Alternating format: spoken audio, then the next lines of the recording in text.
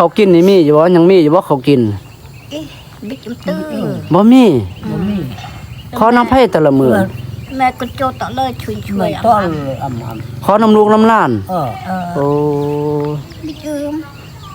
ก็มาเงินนะให้ให้บึอยากแม่นแล้ว2เท่าแล้วอยู่2เท่าเลยเนาะเอ้ยกูบาราพี่น้องเอ้ยมือแขนกะสั่นหมดเป็นโจออกมาแล้วแหละปานนั้นยังเฮ็ดเวียกได้โอ้ยอมกำแพงจักสิเฮ็ดจังได้แล้วเนาะโอ้ตายแล้วคือว่าแหละพี่น้องเอ้ยเนาะ2เท่านี่ก็เฮ็ดหยังบ่ได้หาเงินหาค่ำนี่ก็บ่ได้เนาะบ่ได้แล้ว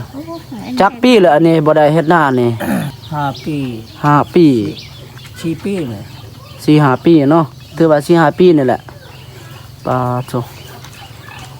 เป็นตายต้นพี่น้องเนาะน่ะบอกเป็นจวนนาดับชวนน่ะเพราะว่ากลมจองอีบอกยาวอะไรเลยเฮ็ดสวนนี่ยังกินนี่กุ้มปีอยู่บ่กุ้มบ่กุ้มก็มากมอนแน่ละเบื่ออยากเลยจักปุกก็ได้เลยปีนี้นี่บ่โอ้ที่ดับปุกเดิมก็มามั่งนี่จักปุกตื้อแหวมุยก็มาแน่ปุกตื้ออะไรนี่จักอะไรเกิดยาวเด็ดเล็กจ้ะปีหน้านี่เด้สิได้เฮ็ดจังได๋ปีหน้านี่